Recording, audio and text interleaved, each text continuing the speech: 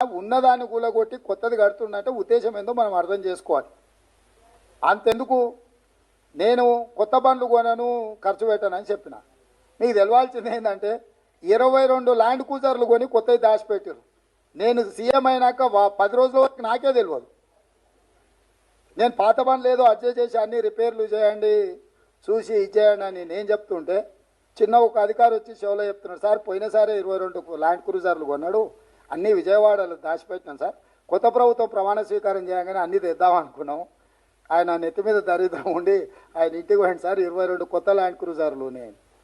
అసలు ఇన్ని వందల వేల వాహనాలు ఉన్నప్పుడు ఒక్కొక్క బండికి దాదాపుగా 3 కోట్ల రూపాయలు అవుతుంది. మరి బుల్లెట్ ప్రూఫ్ చేసిన తర్వాత ఇంకా కొంచెం ఎక్స్ట్రా అవుతుంది.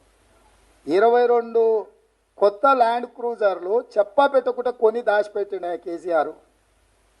మూడోసారి కూడా వస్తాడు, అన్ని అందరూ 22 అంటే ఆయనకు ఆయన వంది మాగదులకు అందరికీ ఉండడానికి. ఇట్లాంటివి ఆయన సృష్టించిన సంపద.